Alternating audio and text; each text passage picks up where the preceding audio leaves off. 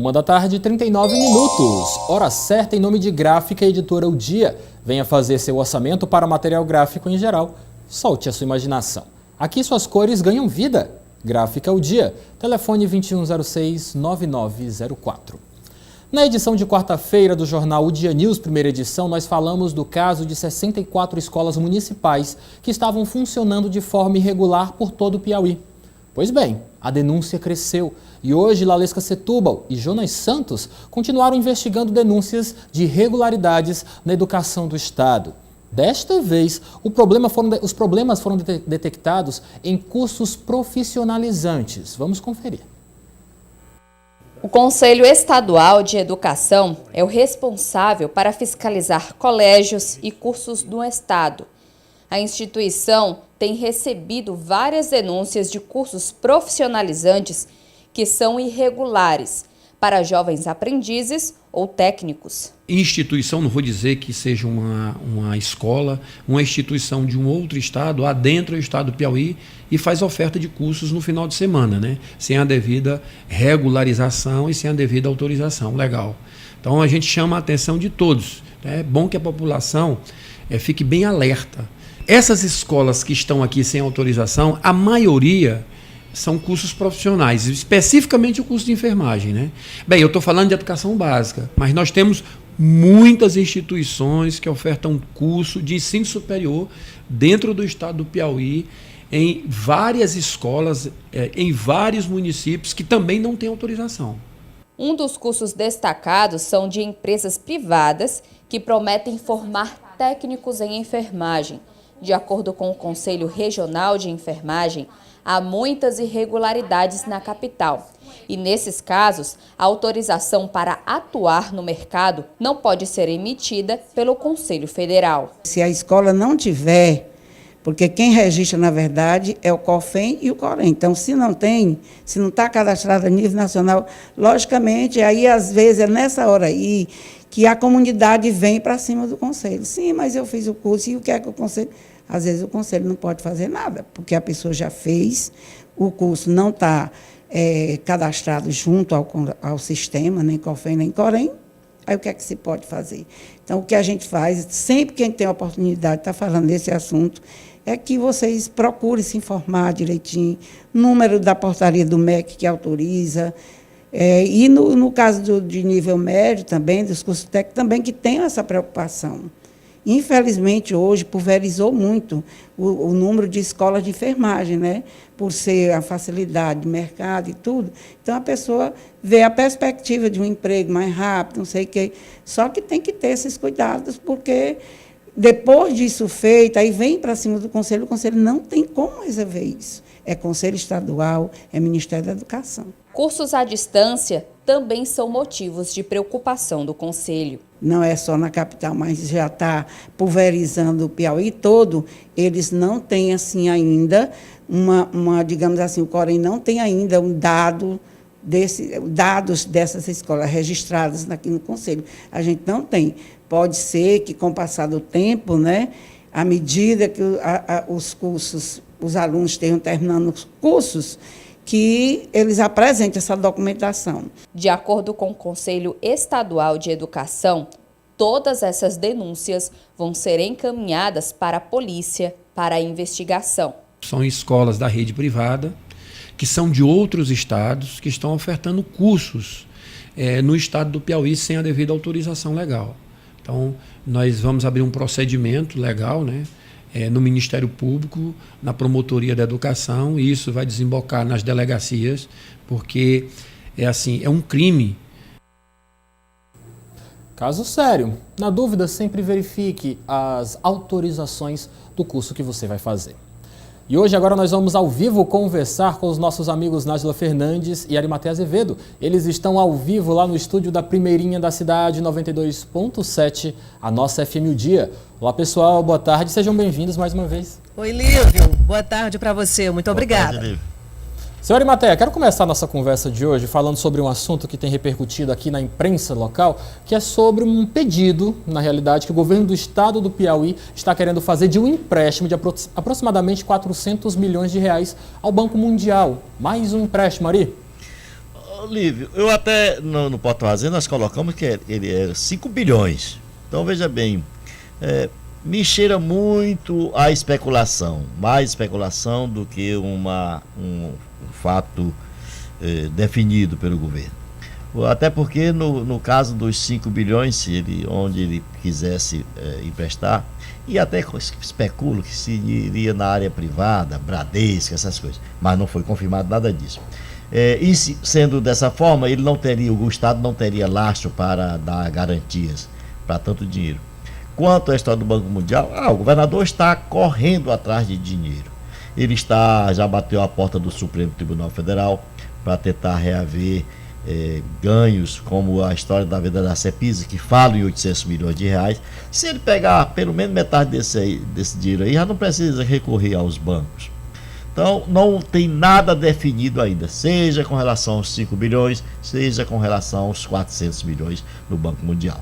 Mas no início deste ano de 2019, Arimateia, muito se falou aqui na imprensa de que realmente a reforma administrativa, a tão discutida reforma administrativa proposta pelo governador Wellington Dias, tinha por objetivo economizar algo em torno de 300 milhões por ano. Cadê esse esforço? Para você ver que o buraco é mais embaixo, é mais fundo, que realmente a projeção disso aí era para resultar em 300 milhões por ano, não, 1 bilhão e 200 milhões em 4 anos. Seria 300 milhões, que dava em torno de 25 milhões ao dia. Parece-me uma coisa assim. Eu não sei, sou muito bom de matemática, não. Essa coisa aí, ele está tentando ver, né, viabilizar a situação. Mas ainda o caixa ainda tem um fluxo muito grande, que, meu amigo, é preciso aportar muito dinheiro. E os cofres estão vazios, tanto no governo federal como na Caixa Econômica. Aliás, tem um problema ainda da Caixa Econômica com relação àquele Finisa, aqueles empréstimos do governo do Estado. Parece que não houve aquela prestação de contas devida e ainda está pendente uma parte desse empréstimo, que tem aplicação específica, mas que se diga, né? A aplicação é bem específica em obras. Não pode fazer desvio de rubrica, essas coisas. Muito bem. Ari, também queria repercutir com vocês, na realidade, uma notícia que tem circulado na imprensa nacional, porque ontem foi retirado da tutela do ministro Mouro a questão do COAF, né? O COAF agora passa a integrar o Ministério da Economia. E como votaram os nossos piauienses parlamentares em Brasília? Nós temos a informação de que apenas Júlio César Lima foi a favor de que o COAF continuasse com Mouro. Assis Carvalho faltou à sessão, por isso não se pronunciou. Agora, todos os outros parlamentares piauienses que estão em Brasília foram a favor dessa saída de poder tirar o COAF de Mouro. Veja bem, as pessoas fazem isso um cavalo de batalha e não tem nem sentido. Tira o COAF do Mouro porque estão sendo investigados pelo Mouro. Não, dessa bancada federal nossa aí, digo estadual, não tem ninguém correndo com medo do Mouro. Eu acho que é questão mesmo de deixar lá onde tem que ficar, na área econômica. Essa história de transferir para o Mouro porque ele vai criminalizar a ação em si, essas movimentações atípicas na conta bancária, ela já pressupõe uma investigação. E a investigação resulta na criminalização. Isso é criar esse cavalo de batalha, porque o Mouro é o moralizador e tudo, e quem votar contra ele ou contra as suas intenções ou suas reivindicações tem ficha suja. Isso é bobagem. Eu não sei, eu preciso até ver lista um por um quem são os deputados, mas não tem nada a ver se votou porque tem medo do Mouro, tem medo dessas coisas, não. Votou porque, na verdade, o entendimento do Congresso era que fique no Ministério da Economia, sob o domínio do Guedes, e não da polícia do Mouro. Só isso. E o Congresso está em pé de guerra com o Bolsonaro. Os nossos deputados apenas entoaram o coro hoje do que o Congresso está pensando em relação ao governo do Bolsonaro. Ok, Arimateia, muito obrigado pela sua participação. Um grande abraço a você. Nájila Fernandes, até às 18 horas. Até às 18 horas na UDIA TV, canal 23.1. E eu até amanhã. Até amanhã. Muito bem, a partir de agora você confere o nosso Giro do Dia desta quinta-feira, dia 23 de maio de 2019.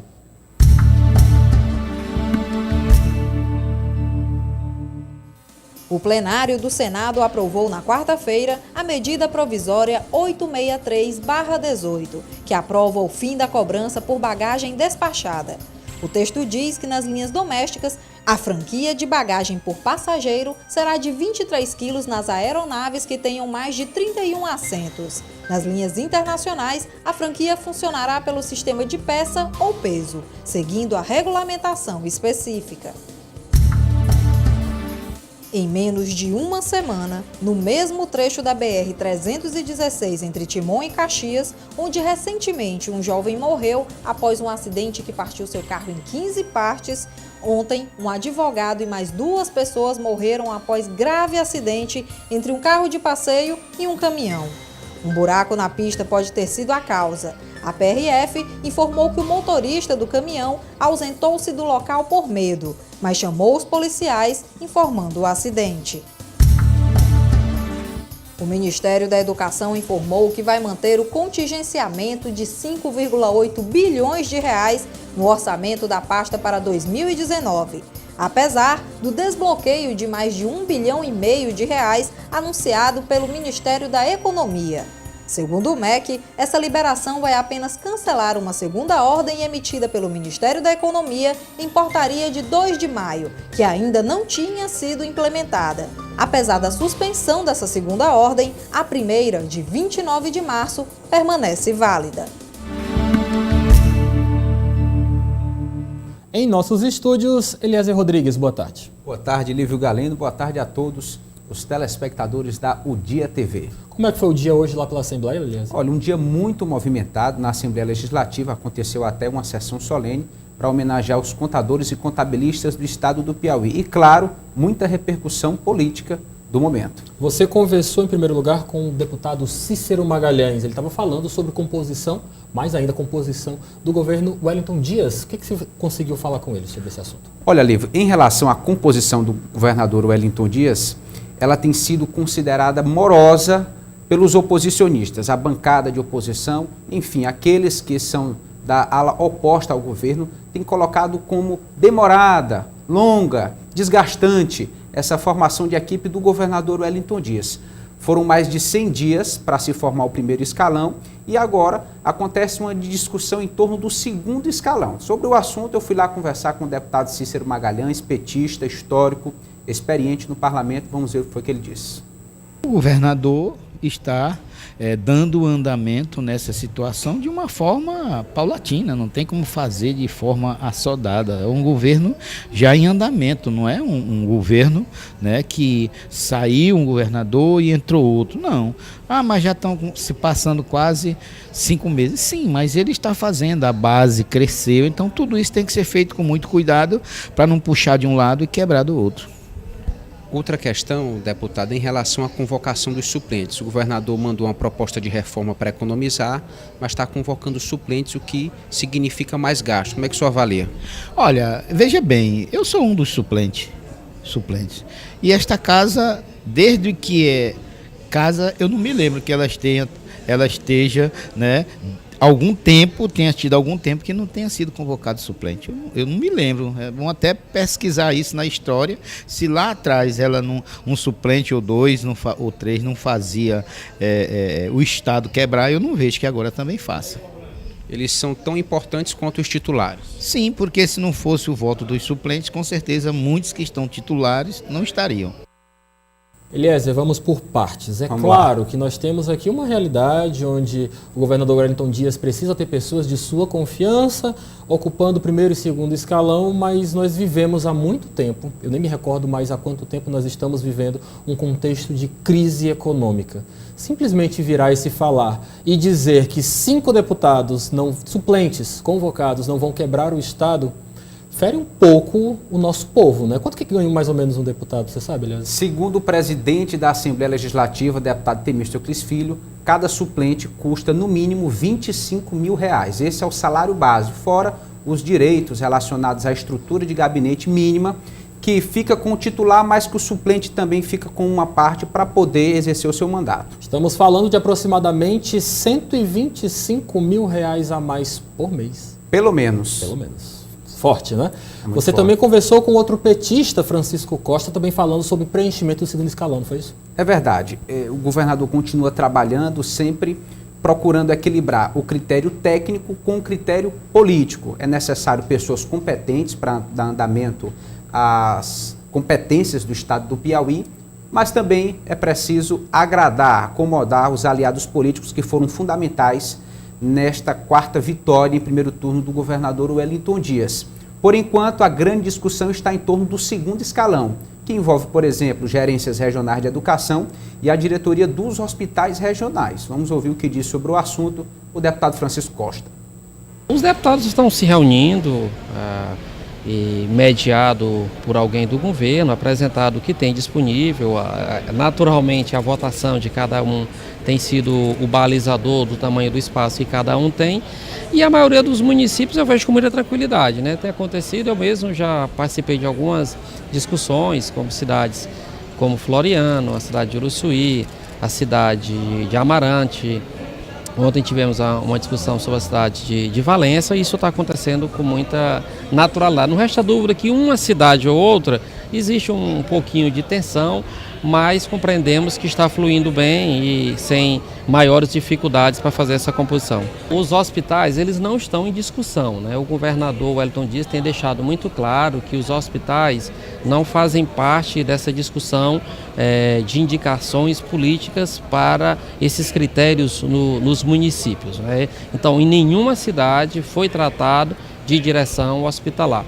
O que nós sabemos é que o governador está vendo aí o formato, junto com o secretário de Estado da Saúde, para ver o mecanismo, como vai se definir esses diretores. Mas isso não foi ainda colocado para nenhum parlamentar com clareza qual vai ser o perfil. A gente vive uma situação que até para nomear-se um motorista, até para se nomear uma pessoa responsável por uma cantina em algum colégio, tem que se ter uma indicação política. E o deputado vem dizer que os diretores de hospitais estarão fora desse critério político. Coerente, né? É incoerente. Claro que a gente respeita a posição de que um diretor de hospital, pelo grau de responsabilidade do cargo, não pode ser simplesmente político. É necessário um conhecimento técnico suficiente para garantir um bom atendimento à população, a distribuição dos recursos ali na área da saúde. Mas que passa pelo critério político, são cargos muito almejados porque estão diretamente ligados a grandes orçamentos. Sempre foi assim e a tendência é que continue por um bom tempo, infelizmente. Eliezer, vamos fazer uma ponte estranha agora, Teresina, Brasília. Você conversou com o deputado estadual Georgiano Neto e ele falou sobre esses dois assuntos, não é isso na realidade? Conta pra gente o que foi que ele falou. Primeiramente, o deputado Georgiano, ele relatou como foi o encontro da bancada federal do Nordeste no Congresso Nacional, que é coordenada pelo seu pai, o deputado federal Júlio César, com o presidente Bolsonaro. Aconteceu ontem esse encontro, parlamentares de toda a região Nordeste, tanto deputados federais como senadores estiveram presentes, e até alguns deputados estaduais, exemplo dele mesmo, o deputado Georgiano, e ele falou também um pouco de política, e tem uma novidade, tem uma força nacional aí que o apoia na disputa aqui pela Prefeitura da capital do Piauí. Vamos conferir. Tiveram presentes 101 deputados federais e senadores e também alguns representantes de Assembleia Legislativa. Eu estive presente representando a Assembleia Legislativa do Piauí. Foi tratado a respeito de temas importantes para o fortalecimento do Nordeste, o desenvolvimento dessa região que ainda carece de tantos investimentos.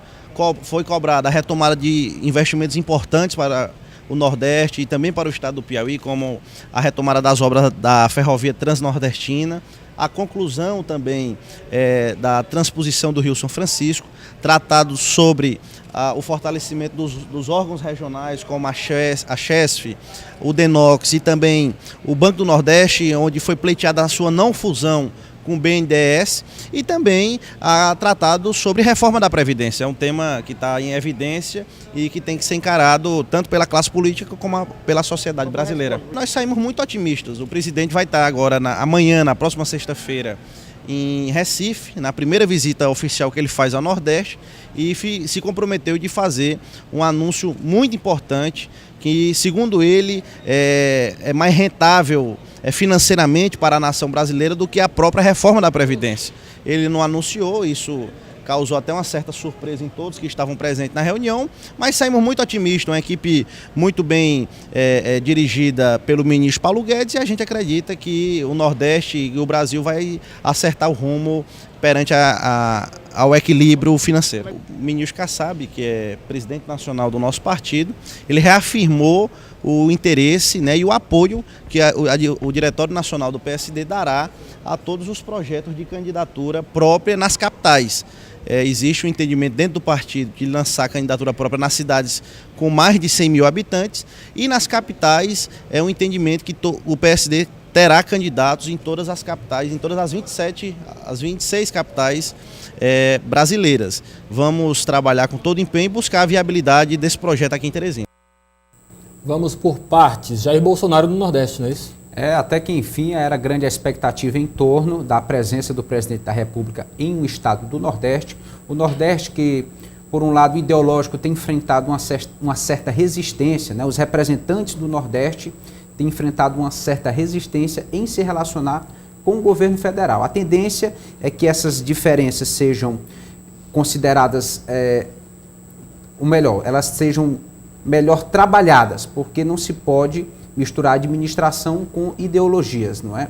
Independentemente se a maioria dos governadores do Nordeste são do Partido dos Trabalhadores, isso não deve interferir naquilo que o governo tem competência, obrigação e deve fazer pelos nordestinos, né? Então essa reunião ela foi aguardada com muita expectativa, né? Os parlamentares lá apresentaram uma série de demandas. Existia a expectativa de, inclusive, se tratar a situação das universidades, dos institutos federais de educação, em torno ali da polêmica do bloqueio de recursos, da suspensão de 30% dos recursos destinados a essas instituições de ensino superior. Enfim, como o deputado Georgiano relatou, eles saíram otimistas do encontro. Coisa boa. Outro ponto que eu queria tratar com você, na realidade, o Georgiano foi pedir a bênção do Kassab para ser candidato à prefeitura de Teresina? É verdade, é muito forte o relacionamento do ex-ministro Gilberto Kassab, que é presidente nacional do PSD, com os líderes do PSD aqui no estado do Piauí, Júlio César e Georgiano Neto.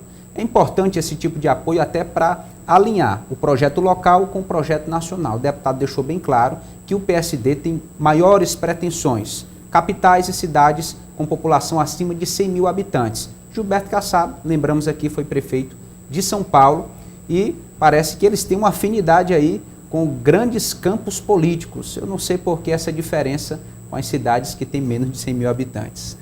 Vamos deixar depois o deputado Georgiano esclarecer. Elias, você também conversou com uma das pessoas que tem sido mais apontadas entre as articulações políticas nos últimos tempos. Nós estamos falando do pedetista Flávio Nogueira Júnior. Ele vai ou não vai para o turismo, Elias? Olha, até agora não existe nenhuma declaração afirmativa nesse sentido. Nós tocamos no assunto hoje com o próprio deputado Flávio Nogueira Júnior. Vamos ver o que ele disse. Qualquer decisão da mexida no executivo, quem tem o dever e o direito de fazer é o governador. Se o senhor for convidado, como é que o senhor recebe esse convite? A gente vai avaliar, ok? A nossa indicação permanece na Secretaria de Turismo.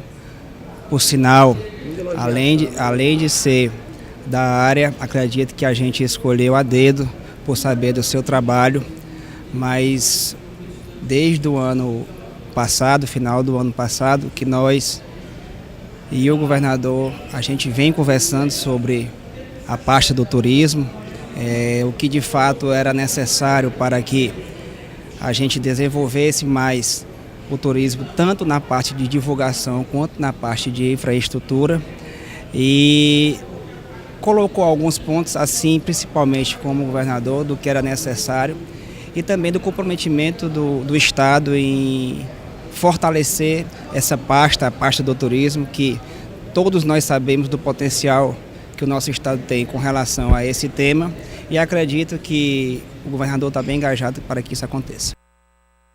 Traduzindo, se não for, vai indicar quem fica lá. E já indicou, de fato, o PDT já tem o comando da pasta do turismo do estado do Piauí. A atual secretária Karim foi indicada pelo deputado Flávio Nogueira, deputado federal, E, nesse sentido, o partido já está tomando a frente aí nos projetos do turismo do estado do Piauí. É uma relação muito parecida com a questão da Secult, não é? Disse muito que Fábio Novo vai assumir a secretaria, mas na realidade Fábio Novo já tem toda uma estrutura organizacional administrativa lá na secretaria. Traduzindo, ele não precisaria assumir a secretaria para ter uma influência sobre ela. Muito parecida a situação do PDT. É verdade. A discussão agora é em torno da acomodação política. Na prática, as secretarias já estão alocadas com seus devidos deputados que tiveram aí suas votações consideradas para o cargo. E agora o que se discute é a acomodação de suplentes e de outros aliados aí na divisão do bolo. Vamos, Saileza?